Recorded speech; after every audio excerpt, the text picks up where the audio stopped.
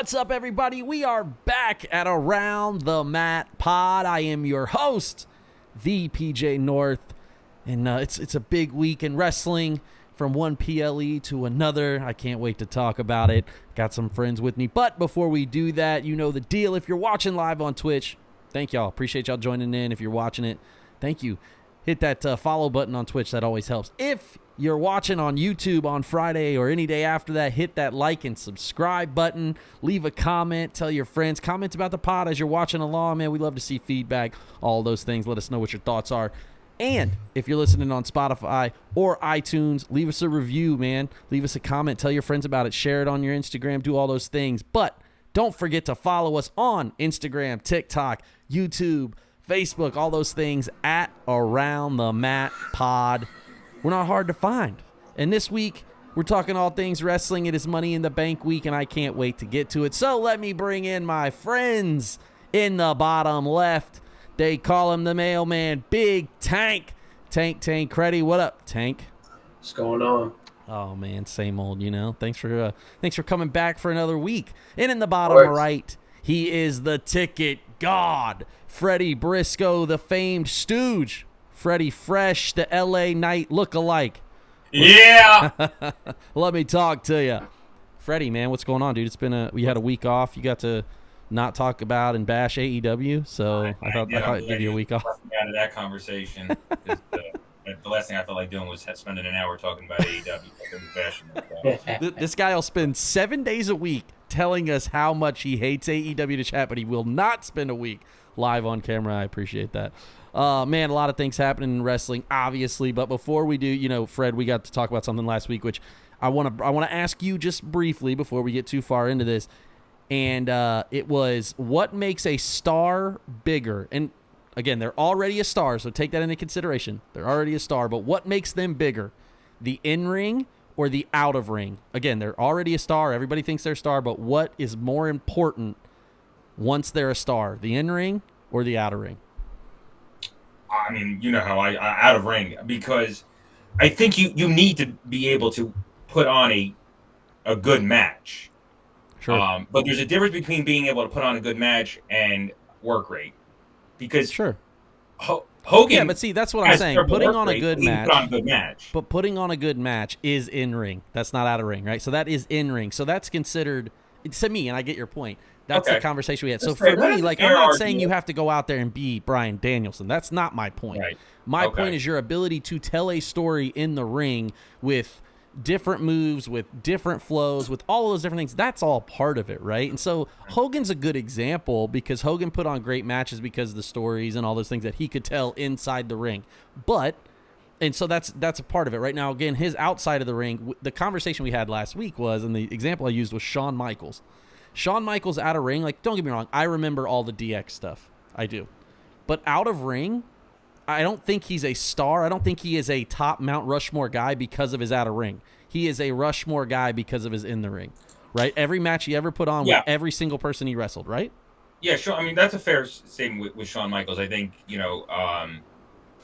when you say Shawn, what everybody always says is the greatest in-ring performer, of all time, right? That's his. Yeah.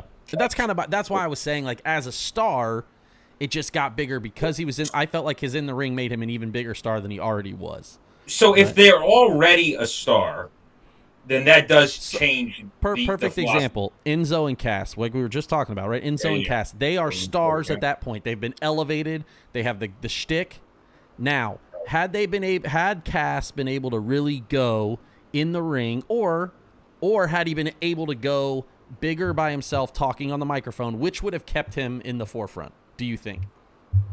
The microphone. Okay, so you think his ability to talk on the microphone? I think so, because I think Cass, he could get away with his size. Sure. So that helps. I mean, there's exceptions to the rule, guys like Ray Kelly. Oh, well, obviously, right. Yeah. Not everybody that's huge is going to just automatically be a star. Right. But I think, if anything, Enzo is actually more of a prime example of that because, Enzo things happen because of personal things and shit like that. But as far as, if that didn't happen, I think Enzo could have been a big-time player, and he wasn't great in the ring, but he could talk in the seat. That makes sense. So I think it, but I also think at the same time, I think it kind of depends on the individual as well. See, I think that's a big part of it too, right? We talk about that, like what matters, and that's what the conversation came. It's like in the end, the bell still has to ring at some point for a lot of these guys. So if you can't go at all, yeah, and then the damn bell had to ring, right? Yeah, exactly. And then the bell had to ring. Anyways, I thought that was a good question. No, and it's a good debate. I mean, honestly, I really don't think there is a necessarily right or wrong answer. No, it's all dependent on creative, right, and what people think. And I think it does depend on the individual. Sure. Agreed. So, all right. Well, that was a good one, man. Again, we didn't get a chance to talk to you last week. I thought we'd bring that up. Me and Tank, we all, and it was a good conversation because we had a lot of different perspectives around that. But with that being said, we kick off Around the Mat. Let's do it. This week, the headlines. And the headlines read, let me start our little handy-dandy timer here. First off, the Wyatt Sicks Running Roughshod over Raw again. Freddie, you're back. Obviously, you love the creepy gimmick thing. What is your thoughts on Wyatt Sicks right now, where we stand? So, I mean, I'm really enjoying it. But with that being said, I did go into it. I don't know if I ever said it on the podcast, but as excited as I was like, all right, this will be, it's cool. I'm glad, like, they're, doing something with the Bray Wyatt, legacy and character, even though, obviously, unfortunately, he's not around. Sure. But I was like, it's going to be what it is without Bray. Yeah. It is what it is. And that's me admitting that, who loves almost everything that they do. Right. But I went into it with that attitude. But then they got me. That damn first week they got me. I thought they did a great job the second week. And then it's like, all right, how can we? And they killed it again on Monday. Okay. I'm loving the stuff that they're doing with Nikki Cross, setting the VHS. I love that it's VHS. It's so weird. Yeah. And it's the only way for them to get away with the glitch, right? Because you don't put a DVD. Yeah, but it's just, but there's something creepy about it being a tape too. I agree. It adds that little extra flair. What's she gonna hand it? Here's a USB. Well, honestly, hey, they would have when he was GM. Remember when Michael Cole was the? Oh my God, they would have. I'm the general manager. Jesus Christ. All right, but no, so I'm really enjoying it. Yeah, and one thing I want to say too is because one of the concerns I had was, can Bo Dallas? We may have discussed this. We did. Can Bo Dallas lead this and do it? And I know we're only 3 weeks in, but they're doing a good job. Yeah, they're doing a good job. Yeah, they're doing a good job. Yeah. We'll see. Tank, what about you, man? Wyatt Sicks continue to run roughshod over Monday Night Raw. I'm really liking it. One of the, I was a little bit hesitant. They really, hit a home run with the introduction. I was a little hesitant as when they started doing the whole shtick weekly, but they've really been. I like where it's going. I like this idea that they're going after people that have abandoned their family, and there's a lot of examples in that. Yeah, I mean, you could name two right off the bat: Gable, Jey Uso. Yeah, I do think that made a lot of sense too when they brought that in. That made a lot I don't know sense. I don't know if you guys noticed, but on SmackDown they were saying something about Solo. He had the gloves like the Fiend. Yes. Oh, wow, that's cool. So and he did the hand thing, he was looking at his hands. Nice. So it was big tie into all that stuff, man. You got to have long-term storytelling because where's it going to go afterwards, right? They got to have a bridge, and that's good that they're thinking further ahead than they were, right? And I'm agree. Look, like I said, my question's always been, can Bo Dallas lead? I think they've done a really great job of tying in a lot of storylines. I like the glitch thing and the stuff that they were doing previously with the QR codes. I thought it was interesting. I think all of it is very kitschy, which is cool. It's a very B-movie horror film thing, which is awesome. I think they do a great job with it. And their continued production, as long as it doesn't, my only thing is, as long as it doesn't pay off super corny, which I don't think they will. I don't think Triple H has done that with the cornball thing, and so I'm excited to see what happens, man. Wyatt Sicks. So, all right, that's the first headline. Second headline, I know Fred doesn't care, but Wrestle Kingdom is now Wrestle Dynasty, and the reason I put this on here is I think it is not a good spot right now for New Japan.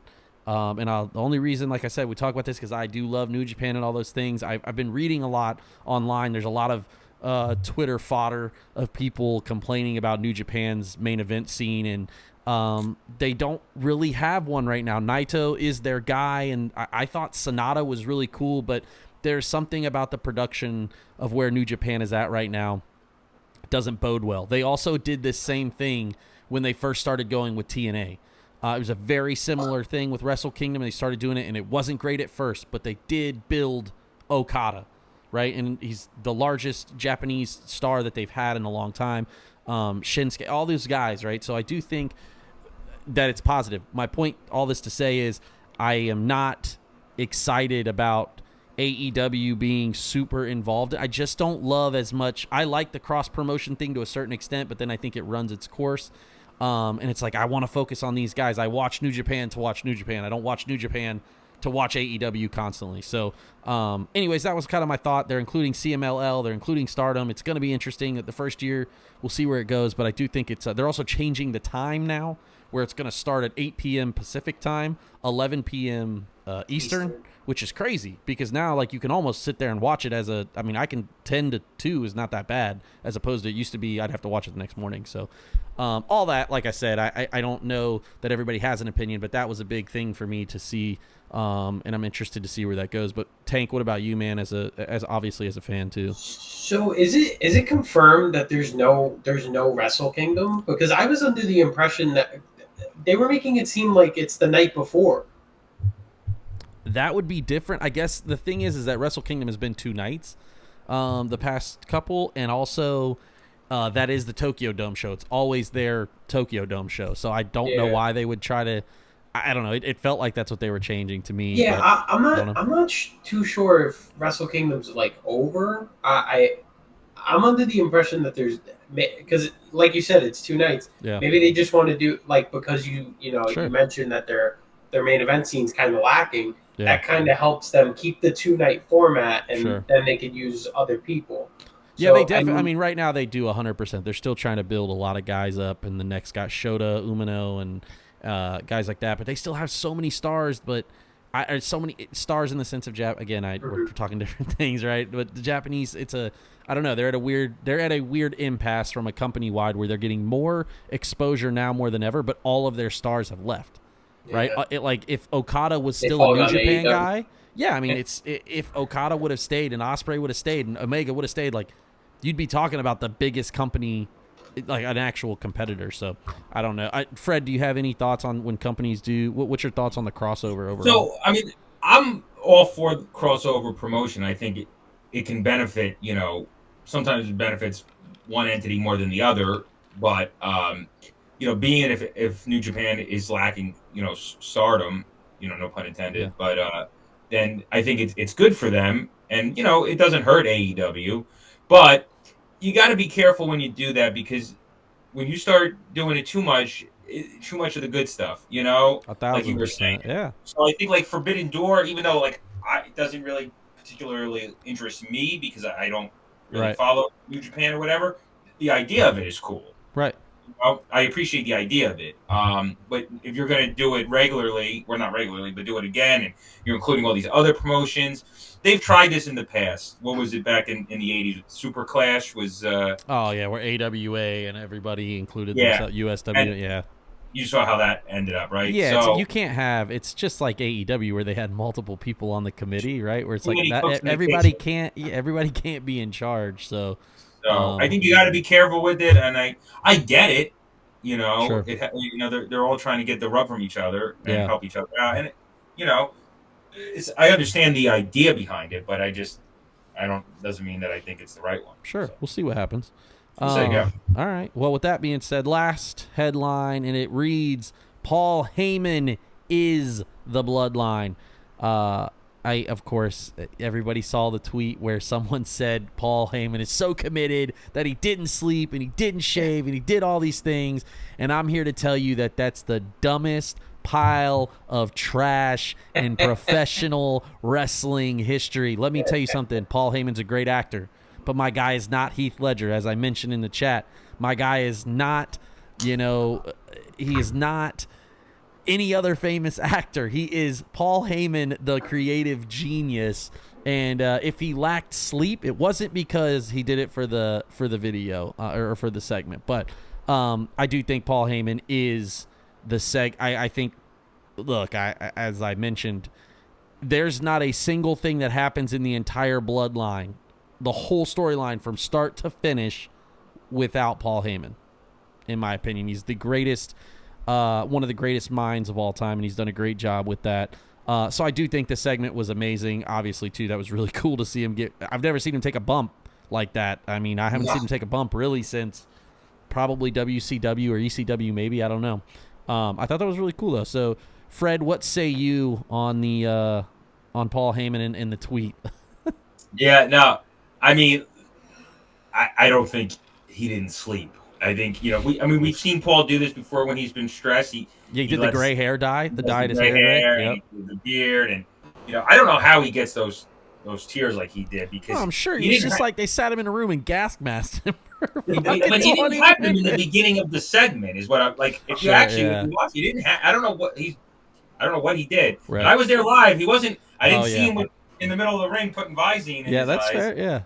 Yeah. So I don't know, but or he's just that damn good. He's hanging out with RVD. Yeah, that could be. He said that at One Night Stand at one time. I do think he is that good, and that's what my thought is. What's your thought overall? Is Paul Heyman? Is he the crux of the whole Bloodline story from start to finish? I think so. He's the glue. Yeah. Of it all, and from the very beginning, because in the very beginning, I mean, even though it wasn't the Bloodline yet, but when they did that the swerve hand shot to Roman backstage, and you see Heyman, from that very moment on, everything changed. Yep. And through everything, through last year with the tribal combat, and now Roman being gone, and the thing with Solo, I mean everything, the stuff with Sammy, Heyman was integral in all of it. Yeah. Well, he's also the only one who's shown up to work every week, so I thought that was. But no, that segment was fantastic. Yeah, it was unbelievable. I thought it was great. So that was cool to see that live. Yeah, that had to have been awesome. Yeah, it was cool. And Jacob Fatu's entrance was really cool. Yeah, I thought that was really, really good, man. The Bloodline is, That's what I'm really enjoying the blood. If anything, because I was like, well, after Mania, with Roman, Roman was going to leave and whatever for a period of time, whatever. I was like, God damn, I don't, They've somehow reinvented it, right? If anything, I think it's better now. With the exception of the stuff with The Rock and all that, that was special. Sure. The Rock and Roman together. But before that, before the whole WrestleMania build, the Bloodline kind of thing was, whatever after Tribal Combat, right? Yeah. But now it's just, and when he comes back, Roman being he pronouns, that man is going to get a huge pop. He's man, I wanted him. Cry. I wanted him that Roman gets. It's going to be insane. Hold on. I've already said that it's going to be an exceptional, special moment. That return is going to be special. That's something they're going to play back forever. It's the same as Cody returning. It's the same as when Brock's returned back. Like, it's a big deal. But that doesn't make him any fucking better. It doesn't matter. So I wanted him to come back before SummerSlam because I wanted him to wrestle at SummerSlam. Yeah. I wanted it to be Roman and Solo at SummerSlam. Sure. But now, not that I don't want that and I wouldn't be happy with that, but now there is rumblings that he's going to come back at SummerSlam. That'd be sick. Which in the end, I think would actually be even bigger. Because what? He's going to come back at Money in the Bank. He's going to come back at a random SmackDown. I think you do Solo and Cody for the title, right? Oh, okay. Okay, because obviously they're feuding, right? I mean, kind of, the whole Bloodline versus Orton and KO and Cody, whatever. It ends up being Cody and Solo at SummerSlam for the title, which I think Solo can carry with the way he's been doing shit. He's got the same thing that Roman had. He has all the people with him, which makes that match can go and you can do something different. Yeah. So I think I think Solo versus Cody is a viable SummerSlam main event. Yeah. But then you do Roman coming back at SummerSlam at the end. Fuck. Yeah, that'll be fucking nuts. That would be good. They're in Toronto for Money in the Bank. Yeah. I don't know. I think they would get a good pop for a Roman return. Yeah, but there's just like no reason for him to come back yet, right? I could see to come back in a 6-man tag, Well, I'm looking forward to that 6-man tag. Yeah, I think it's there's a lot of storyline going on there. Tank, what's your thoughts overall, obviously, on the Paul Heyman thing? What do you think about, is Paul Heyman the glue? In my opinion, Paul Heyman is really the star or the the second lead. I guess if Roman's the lead, right? I would say Paul Heyman's the second lead of the movie. In my opinion. What about you? What are your thoughts overall and where we're going? Like you said, Paul comes to work every week. But he does such a great job by himself. He does a great job. For like if we had Roman every week and it was just Roman cutting promos, I mean, I'll be honest with you. I don't think he could do it. If we're being realistic with each other, I just don't think he can. Not that he couldn't do it. I just think the way that Paul Heyman delivers things, he does it with it's grand. Like it feels important. Like if it's coming from his mouth, you're like, all right, I better sit down. Right. He adds that legitimacy to it. Mm-hmm. So I overall I think he's very integral to this whole Bloodline story. I like Fred said, that first shot of UC, it caused intrigue. People wanted more. Yeah. And I think that Paul Heyman, you can even go back to like when they unified the titles, he was kind of like the main story point for that. Yeah. So I it's agree. like, there's some things you couldn't have gotten done without him. So sure. To me, he's very important to the story. I agree, man. I agree. So we'll see what happens, man. Bloodline this weekend. We'll talk more about Money in the Bank here shortly. But before we do that, AEW Forbidden Door. Fred, I shortened this time because I know you didn't watch. Okay. But you're gonna. It's okay. But I couldn't do justice to the wrestling community if we didn't talk about it. Me and Tank talked a little bit about it when the call before it started. Tank, what did you give the grade, and what was your favorite? I don't even have to say what your favorite match was. But I'll ask you, what's your favorite match, and what do you grade the pay-per-view? So I thought it was really good. I'm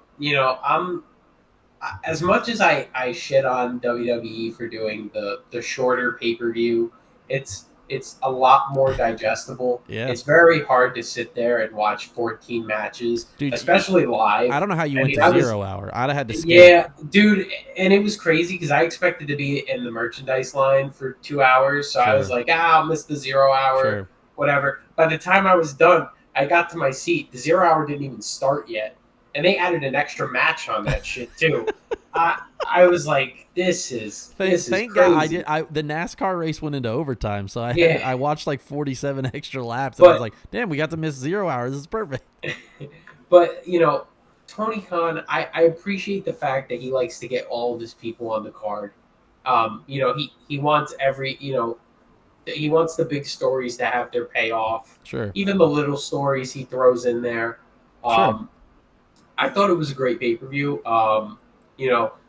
Or it's not going to get an A from me. Sure. But like an A minus. I just thought it was great. I thought even the lower end AEW cards are just great. Yeah, TV. I mean the matches are just so good, and like when they do tell you the story, when they do a good job with the prep and the promo part of it, they do such a good job. And I think one of the things that they get wrong the most is sometimes the build to the pay-per-view is terrible. Right. But when you get there that you're going to get a satisfying conclusion. I do agree. You're not going to get some schmoz bullshit. You do get a finish almost all the time, regardless of how it ends. It's always a satisfying. That's a good way to put it. Like I said, the build to it is sometimes just like so off the wall. What are we talking about?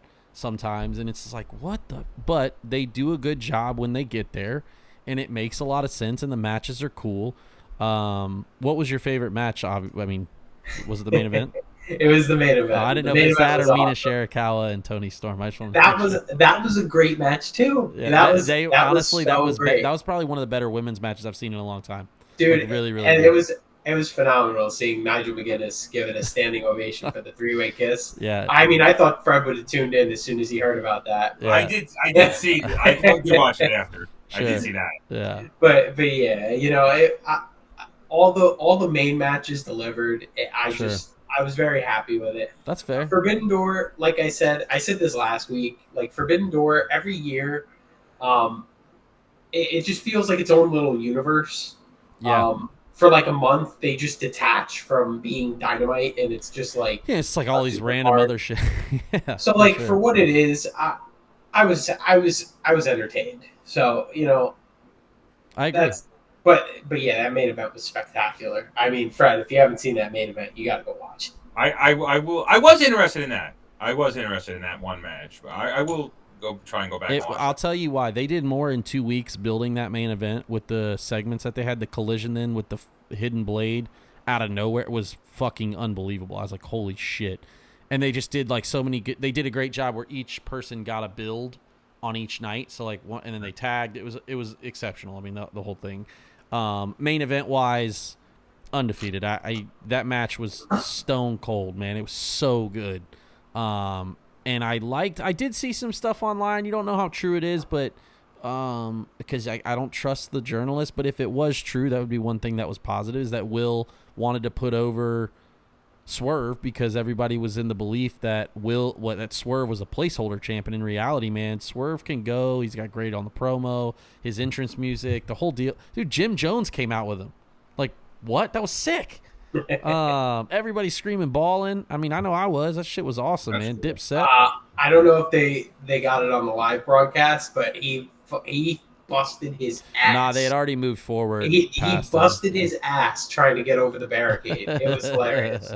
Yeah, Jim Jones did. Yeah, because he climbed over rather than like walk through a barricade. Overall, though, man, I thought it was again. I thought there was some stuff that was way too long, but I thought the Britt Baker thing, I called that. I'm glad that happened. Awesome. That was awesome. Mina Shirakawa match was awesome. I thought, like I said, that was really, really good. They got to sign her. Shingo and Bryan Danielson was unbelievable. That was a sleeper match. I said this to you last week.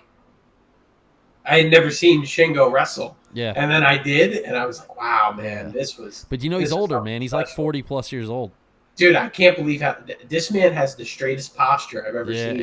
With his... he's got his chest out. Yeah, he's got the... it's almost like a cummerbund that's like way too... It's like a girdle for a man. It's wild. Yeah, man, Shingo, I watched him back in Dragon Gate days because I was really into that like indie scene that they were doing.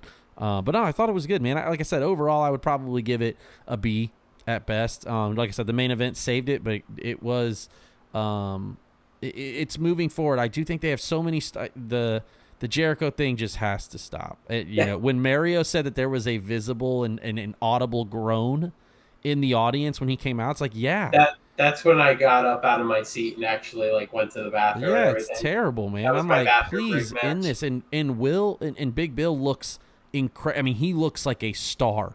Body, build. I mean, he looks like the guy. I'm like, how are we not booking this guy on top? You know what I mean? There's a lot of stuff going on with that. So, I don't know. Overall, man, I thought it was good, though. Fred, did you see, I mean, from your thoughts online, what besides the main event, is there anything else that you thought that you would like or that you missed that you would have liked to see? Honestly, I didn't really see, and I'm not being, sarcastic. I didn't really see anything sarcastic. It's okay. That's your gimmick. I didn't see anything much about the show except fair. the kiss. Sure. Sure. Other than that, I really didn't hear anything. Well, it's got to be tough. I mean, on your Twitter, it's only WWE bot 12759 sitting in his parents' basement sharing a bunch of circle jerk. Love my algorithm. Real one. I love it. All right, well, that's fair, man. All right, well, AEW, it happened. It existed. But did they announce their next pay-per-view? Because I know they've been doing more. Well, that's what I'm talking. All in. Is All In. Yeah, see, they've been talking. That's where the Wrestle Dynasty thing that they announced was. They did the Wrestle Dynasty. That's January. Yeah, right? but they announced that thing. That's what they talked about. Yeah, because All In they've been pitching anyway, and that's going to come up here in August. Yeah, no July. So we'll see what happens. But all right, it's that time again. Money in the Bank Pick'em. This is a interesting card because a lot of things are happening, and it used to be not necessarily a throwaway pay-per-view because we were really worried about the Money in the Bank, but there's a lot of other stuff going on too. So we'll start at the bottom here. We will start with the 6-man. Cody Rhodes, Randy Orton, and Kevin Owens versus the Bloodline. I assume it's going to be Fatu, Tama, and Solo, right? I think so. Yeah, I wouldn't put Tonga out. I don't think officially said, but I can see that. Okay. It might honestly be Tonga Loa. Dude, he is a liability in the ring. He's terrible. He's not good. He's not good. Even his like when they're jumping people, he looks like he's just not good. And that's okay. He's a cool gimmick. He's a great security guy. But Camacho. Yeah, exactly. That's right. Exactly. What does that say? All right. So, let's kick it off there. Who you picking, Freddie? That's a hard one because I don't see the Bloodline losing right now at all. Like, they're so hot, especially with the addition of Jacob Fatu. But, I mean... There's no way the Bloodline loses, in my opinion. Right? But Cody being champion now... It doesn't matter. Well, Cody's not getting pinned. There's 6 guys in there. Yeah, that's true. That's true. But, all right, so you're going to pin Orton? Maybe, I guess KO. I think honestly, KO. I think you pin KO, and I think Orton's the reason. If you're going to build to Cody versus... You don't know Cody versus Randy Orton or whatever they're doing. I don't know what the plan is, but... Yeah, I mean, if anybody's taking the pin, I hate to say it, but it's going to be KO. Yeah, solid. It's either him or Tama Tonga. That's for damn sure. Yeah. So I don't see the Bloodline losing. I don't either. I agree. I'm also picking the Bloodline. What about you, Tank? I'm going Bloodline. Bloodline. All Just right. makes the most sense. I like it. All right.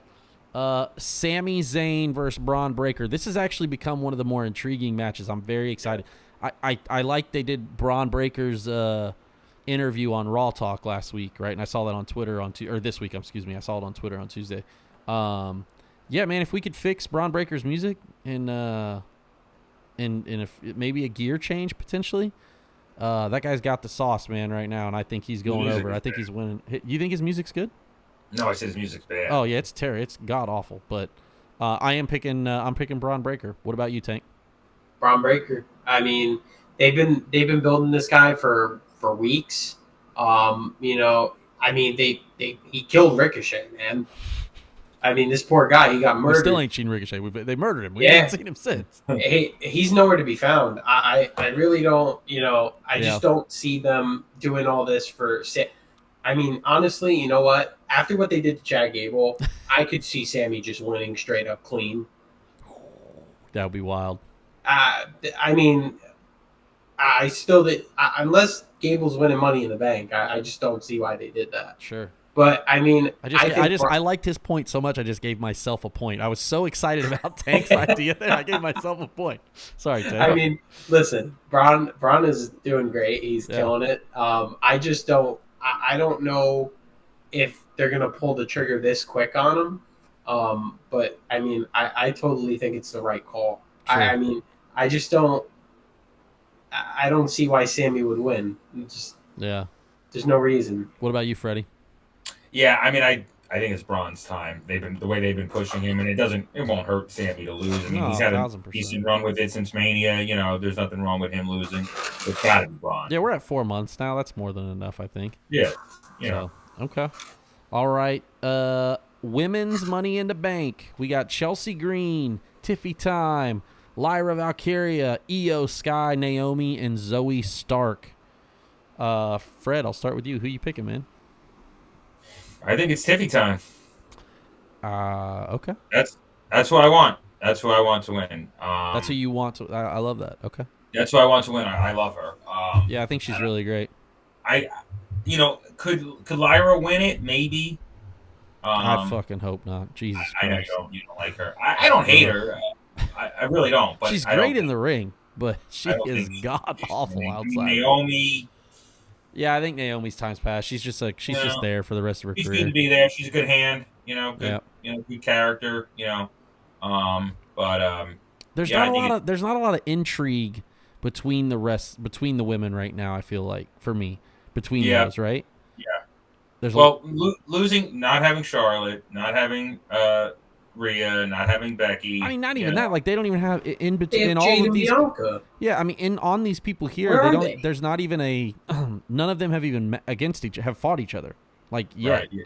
So that's where I was like, there's not good rivalries. Yeah, there's not like a thing. Excuse me, there's not like a thing going on with any of them. Stories within the Money in the Bank women's match. Yeah. Sometimes there is, sometimes there isn't. I mean, the Money in the Bank is always a good match. Well, I feel like Zoe Stark doesn't make any sense. Why is Zoe Stark in the match? Isn't she in a tag team with what's her name? With Shayna? Yeah. Like, I don't know. Anyways. All right, so you're picking Tiffy Time. What about you, Tanky? So I think Triple H is going to have it be Tiffany Stratton, but I really like my idea from last week, so I'm going to say it again. I think you have Chelsea Green win it by accident. Yeah, I like that. I didn't hear your idea, but so I had this idea where You remember that one where Otis won because it just kind of fell and he grabbed it? Yeah. I want that to happen with Chelsea Green. I want her to just be like knocked out on the ground and this thing just falls and she catches it. That would be kind of sick. It's an interesting way to do it. I mean, she would be. I mean, well, Tiffany, I think, would be great with the briefcase too. But Chelsea would be great with the briefcase. Yeah, I wouldn't Tiffany or Chelsea. I would like. Not to support Miguel here, but I'm gonna go Chelsea too, man. And I think Chelsea would. I just think she hasn't really gotten the chance. She's a star. Like, she has not gotten the chance to wrestle long matches. She showcases her character every week. She does an exceptional job. And I just don't think she's really gotten the opportunity. And I think this would be a great time to do it. I do think Tiffany is going to win, but I think I was hoping Chelsea would. It's between those two as I do the pick'em this week in our pool. Which, if any listeners want to get in, hit us in the DMs around the Mat Pod. We got a pool going each pay-per-view. It's kind of fun to do. So, but yeah, all right. That's women's Money in the Bank. All right, men's Money in the Bank. Andrade, Drew McIntyre, LA Knight, Carmelo Hayes, Jey Uso, and Chad Gable. I'll kick this one off. Man, I think it's gonna be Drew, but then I also don't think, because I think him and Punk are gonna wrestle at SummerSlam and they don't need a title, so I don't think it really matters. But the problem is with the rest of them, are any of them really world title contenders to wrestle Priest right now? Like, I love Andrade, but his gimmick is hot garbage right now. LA Knight's awesome, but I don't know. Carmelo Hayes isn't quite ready yet to be the world. You know what I mean? I guess they could do the El Campeon thing where they carry it for a year, and that would be okay too. So there's a lot of opportunity, but I do think it's either going to be Drew McIntyre or Jey Uso, actually. I thought maybe Gable originally, but he's too involved in the Wyatt Sicks thing. I don't think he makes it through the match. I don't even know if he makes it into the match. I think they might attack him ahead of time, which would be sick if Wyatt Sicks won the Money in the Bank. Like if Bo came out or something, or Howdy or some shit, whatever are they gonna call him Bo or Uncle? We don't know. So I don't know. That's kind of my thought. It's open in the air. If I had to pick the one person, I want to pick Jey Uso. Tank, what about you, man? So I was thinking about this today. I think Drew's winning it. I think Punk's gonna cost him the cash in.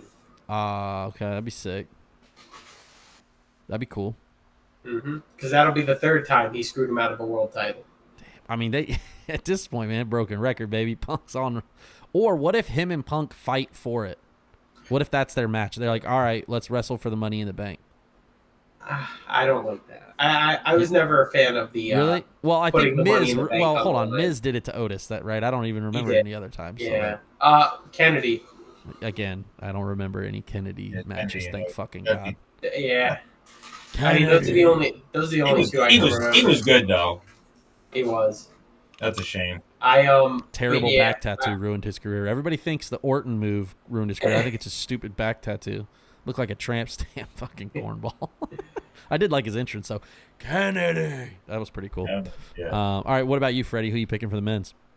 So I mean, Drew you can make a good case for Drew, and I see something happening with Punk, whether that is screwing him out of the Money in the Bank or screwing him out of Drew cashing in the Money in the Bank, because you did notice Drew said that he was going to cash in at Money in the Bank. Oh, he said if he wins, he's going to cash in. That makes sense. Okay. Now, I know we're wasting the Money in the Bank, briefcase. Yeah, but last year they had it for 8 months, so it's okay. Right, and you still have the women's one that usually that one they give up right away. Yeah. Right? Yeah. So maybe they'll do the reverse. The men's will be given up right away. Sure. But I'm going to say, because I could see Jey Uso winning it too. Okay. He's on the poster. Not that that means anything, right? But right. He was the first one that was announced. Sure. Or said he was. But here, now, back to your point about Gable getting taken out, right? If that does happen by the Wyatt Sicks, what if Finn Balor takes his spot? Hell yeah. And then Finn cashes. Hell yeah. I would be all for that. They finally started the Ripple this week. This is really the first time that they started the Ripple. I mean, it's been a little thing, but now Monday. This is like the first one that's like actually called out a thing. Yeah. And that's really what we need. That's the and only I was waiting way to for build this that. last year when Finn was going for the title against Seth. Sure. And that's a whole year ago, and I thought it would be the other way around, where when Priest had the briefcase, and I thought Seth was going to maybe lose the title to Finn, and Finn would have to, and then they would tease it with that. But now they could do it the other way around. So we'll see. I'll be honest with you, man. The more I hear Damian talk regular, I just don't. He's not believable for me right now. He's great, he's really great as the team, but I just think like by himself, like as like they've kind of baby faced him a little, and he just kind of like comes off a little, like I don't know. He's not confident in his mic. Like when I don't feel like he believes what he's saying. Like it's almost like they've scripted things that he wouldn't actually say. I see what you're saying. He botches on the mic a lot. 1,000%, and that bothers the shit out of me more than anything. It's like you have the opportunity to say whatever you want. If you don't remember the line, skip it. Like, and they don't script promos like they did anymore. Right. So that's good too. I just feel like he doesn't believe what he's saying sometimes. So I don't know. I do think the Finn and him thing will be really, really good though. So I'm interested to see what happens there. All right, that's men's Money in the Bank. All right, last match is that main event, Damian Priest versus Seth Rollins. If Seth Rollins loses, he can never challenge for the title again as long as Priest is champion. And if Priest loses, he's out of the Judgment Day. So that's kind of weird and wild. Even crazier if Finn does win and then Priest loses. I don't know. I'm interested to see what happens there. That's a good way to... Freddie, I'll let you, man. Who you picking, Seth or Damian? I mean, I think Damian's going to keep it. Okay. Yeah. I don't see Damian losing it yet.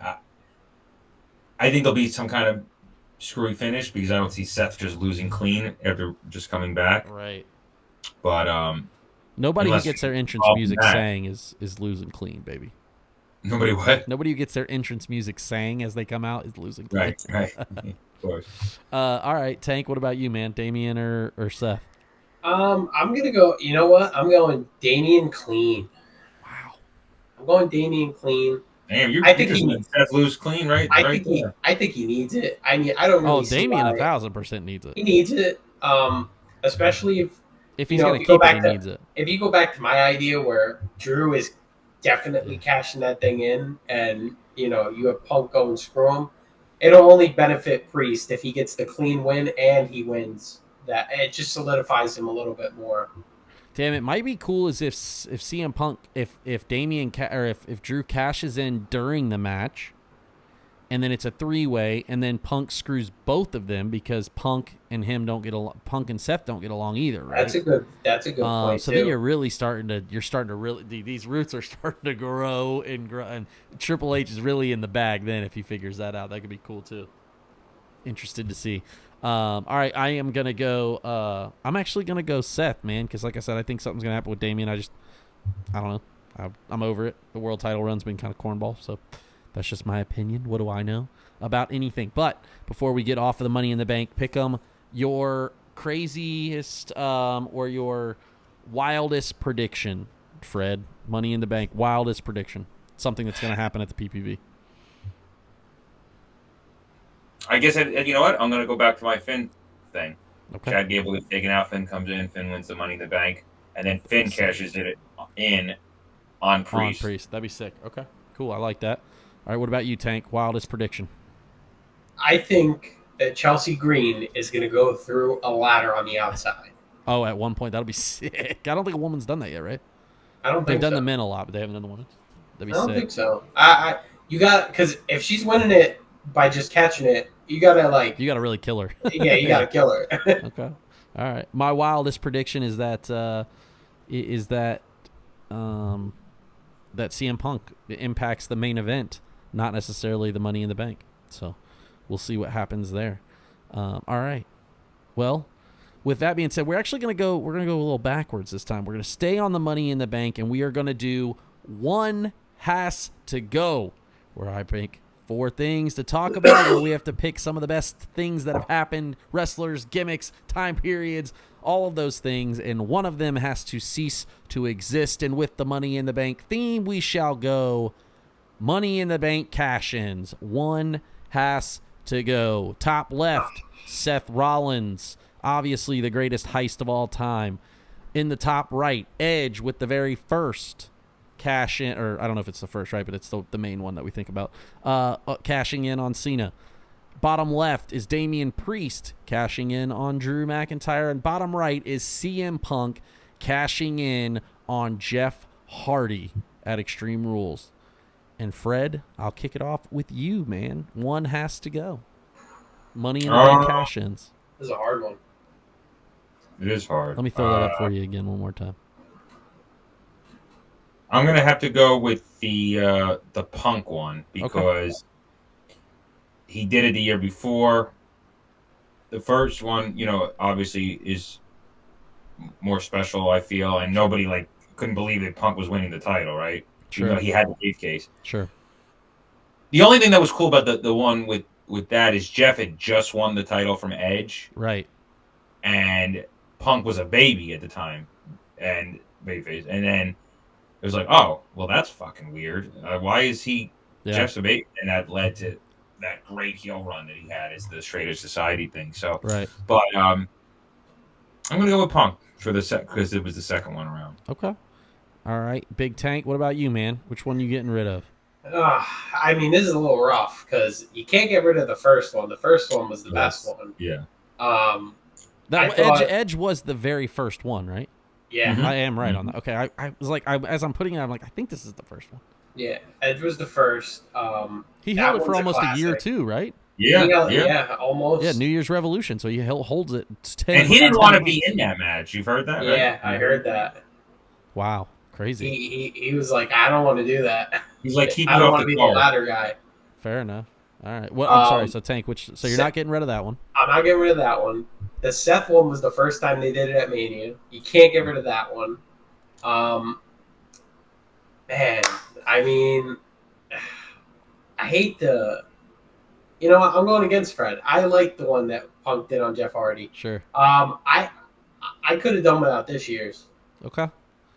Fred could also have done without this year's because he didn't see it. Yeah, maybe I'll get rid of that one. I missed that one. That's the only one I've ever missed. But I just like PJ said, the run's kind of cornball. I mean, I get why they did it, and it made sense story wise, but I could go without a Priest title run. Okay. All right. Okay. I am also going to get rid of the Priest one as well, man. I just it was cool in the moment, but those other ones I thought were, like you said, with the Punk heel run as Straight Edge Society was pretty epic. Obviously the first one, and then the greatest heist of all time. So I'm getting rid of Damian as well, man. Just didn't really do it for me. It was a cool moment, but I think the only reason that it is cool is because Drew and CM Punk. I don't actually think it's cool if it wasn't for Drew and CM Punk, in my opinion. So that's one has to go. Thought we would mix it up a little bit this time. Throw it in there. We're going to end on one of my favorite things. But so with this one, we're going into trivia time, and you call yourself a fan.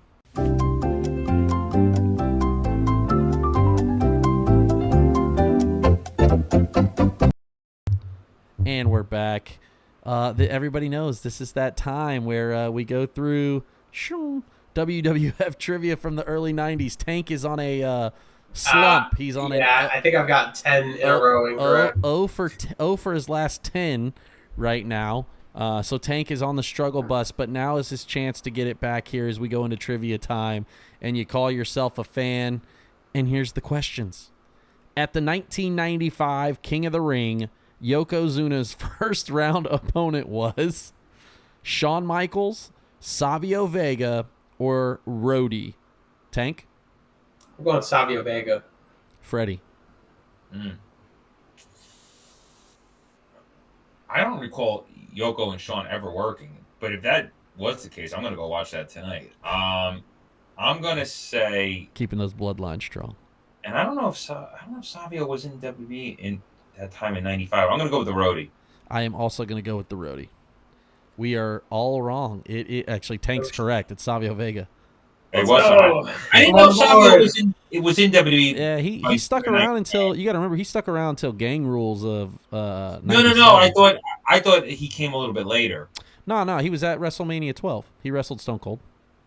Yeah, but that's... Oh, that's 96, isn't it? Shit. That's March of 96, so that's what I'm saying, yeah. So when did he show up? We'd have to look I don't know. Mr. TNT for those Puerto Rican fans out there. Yeah. All right. He was Quang. Oh, he was also Quang. Thank you. Yeah.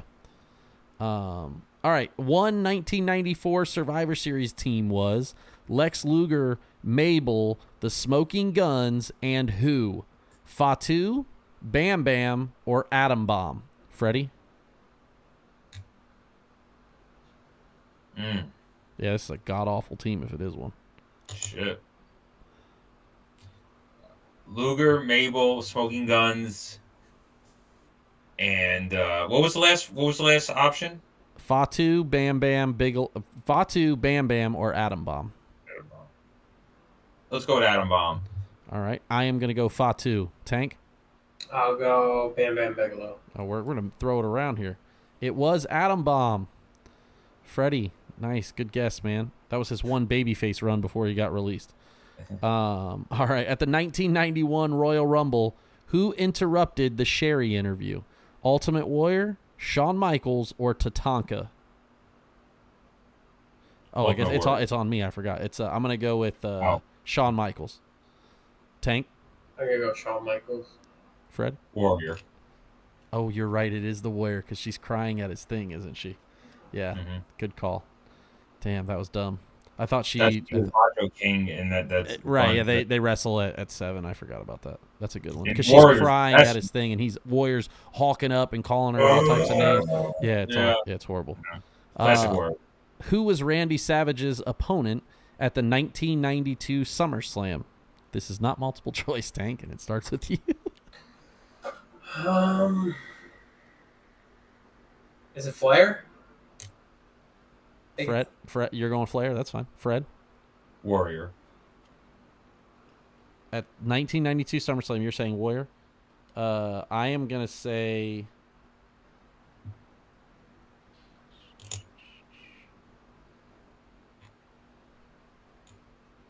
Damn, I guess I'm going to steal one from Tank. I'm going to have to go with Tank's answer. I guess Flair. I have no idea.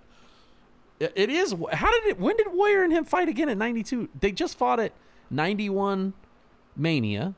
No, That's 7. Right. Oh, yes. Yeah. 7 is Mania. And that retires Savage. Right. And then Savage comes back going into WrestleMania 8 with Flair. And then why did Warrior comes back at 8 when everybody said that's not the real Warrior?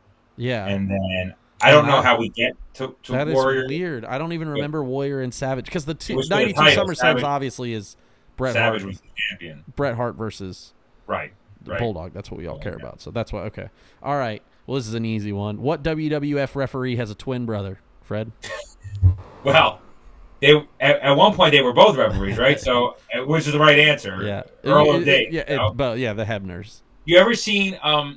Just sidebar real quick. It's the Rumble 2000. Jericho's doing a backstage segment. And Dave Hebner comes in to say something to him, and this is when Dave was a producer or whatever you call it, and Earl was there and he yells at him, and he goes, Earl, Dave. I haven't seen that. Yeah, he just fucks up, and it's just funny though. That's amazing. You know, when they took Dave from NWA from Crockett to do the Andre Hogan thing, as a kid, or even when you're rewatching it back, right? I obviously didn't watch it live. I wasn't alive yet, but watching it back as a kid and seeing all that stuff was like, damn, that's so cool that they tricked everybody into thinking that they paid. I don't think you could do that today. No, but it's awesome. Right? Yeah, but it was really cool that I wish I could see that in time, Yeah, well, it's the most watched main event of all time, right? Saturday. That's the most watched TV wrestling event of all time, regular TV, right? Pretty crazy. Those are the 5 questions. Fred ran roughshod all over us. Went 4 for 5. I broke my streak. Yeah, but Tank is now 1 for 15. So Savio Vega. Well, actually, Tank, I'm going to give you the last one because we skipped over the Hebners, so I gave you that one. But that was trivia time. All right. This last segment for the day is the randomizer, where I pick something out of my bag of tricks and we debate it. And this week, I just got some new ones, man, so I'm pretty excited about these. And this one we're going to do is, if you could insert yourself in any match of all time, who would you be in that match, and what match would it be? So if you could insert yourself into any match in the history of wrestling of all time, who would you be, and what match would it be? And Fred, since you're back, start it off with you, man. Damn, that is a good. I'll tell you what, I come up with these ideas. I don't actually think I probably should think of answers ahead of time, but I don't know. It's more fun this way. So for instance, say I choose Austin and Rock from 17. Yep. I'm going to choose to put myself either in Yeah. as Austin or as Rock. Yep. And why? And I'm facing the other. Okay. Yep. Boy, that's a good. I got a good answer for you. I would throw myself into Undertaker and Brock Lesnar from WrestleMania 30. Okay. So that I can be Brock Lesnar. Okay. And put Undertaker over as it should have been. I love that. I'll give you some points for that. That's a good answer. I love that. All right. Okay. I wondered if it was going to be a Taker match, honestly, because I wasn't really sure. Obviously, he's your favorite wrestler, but I didn't know if, like, you know what I mean? I have a lot of favorite wrestlers, but I don't know that I'd insert myself in those matches and be that person. Right. So I don't know. That's a good one. Okay. Tank, what about you, man? Any wrestler, any time, any match, put yourself in it. Who you going to pick? I'm a little torn, but I'm going to go with this one. I'm going to go with Hogan and Rock. Okay. Just because I just want to do the fucking Rock combo and hit him with the fucking... So you're the Rock or you're Hogan? Yeah, the Rock. You're Rock, okay. Great match. Yeah. That's an awesome match. And I can't imagine what that pop sounded like for that match. I wish I was there for that. Oh, man, Seattle was popping, wasn't it? That's Seattle. Toronto. Yeah, it was an extra. Also, in fact, 19, I know everybody says 17, whatever, and 17 is 17. But 19 is fucking... Yeah, it's up there. It doesn't get enough credit. I think also because 20 was right after, and 20 is 20, Yeah. And you're coming off the heels of 17, 18. I think 19 kind of sometimes just gets like lost in the shuffle. Sure. But 19, bro. Yeah. One of my favorites. What's the opening match at 19? Ray and Matt Hardy for the Cruiserweight title. That's right. Okay. Think about that. That's the opening. Yeah. That's crazy. And then think about Ray is still in WWE. Yeah. It's wild. That's crazy. It's pretty 21 wild. years ago. Yeah. That's pretty wild. Okay. If I could insert myself in any match, again, it was before my time, but it's Dusty and Flair at Starrcade and Dusty winning. I would be Dusty. I think that's the coolest.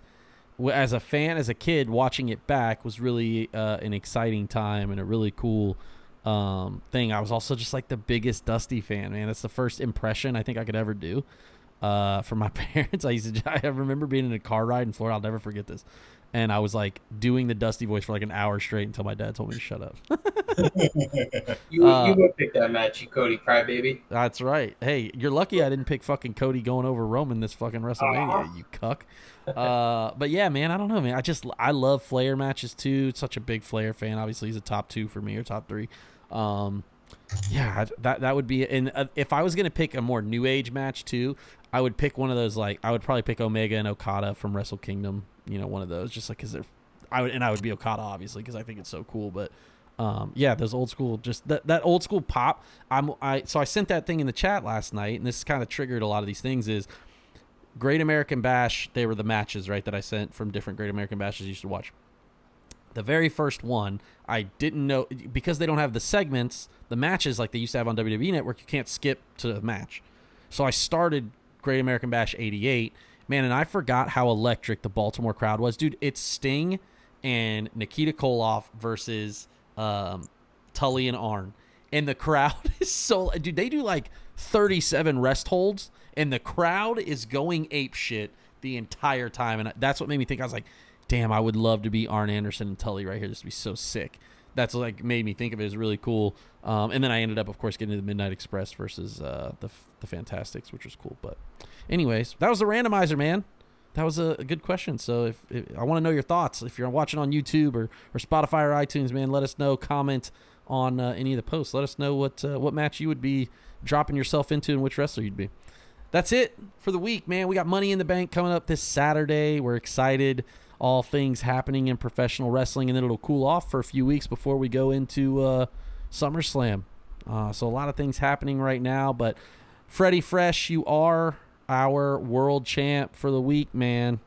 So let's hear it. What's your spiel? You get 60 seconds. Hammer us with it. You know, came back strong, right? 1 week off, had to come and save the pod, and God, this one. Thanks for the house, Freddie. There you go. They were hanging from the rafters, but no, it's good to be back. Got a lot of exciting things coming up. Money in the Bank's going to be a good show. WWE hasn't missed on the pay-per-view in a long time. They really haven't, man. We're excited about that. Thank you, Triple H. And thank you, WWE. Thank you, Nick Khan. Thank you, Then, Now, Forever, Together. And then SummerSlam coming up in just a few weeks. I can't wait. I'll be there live in Cleveland. What's your? We are 4 weeks away, obviously, from that. What is your wildest prediction right now to happen at SummerSlam? Oof. All right, it's not happening, but after WrestleMania, I would have said it. So I'm just going to stick with my guns. Rock and Cody. It's not happening. Right, but that's your wildest prediction. That's okay. That's what I got for you. That's crazy. Hey, a broken clock is right twice a day. Right. Awesome. Like all my watches. Well, thank you everybody for watching us, man. Checking us out. We are at Around the Mat Pod. I am PJ North. In the bottom right, that is Freddie Fresh. In the bottom left, that is BigTankk. Thank you guys. Until next week when I go around the mat and we talk all things wrestling. Until next time.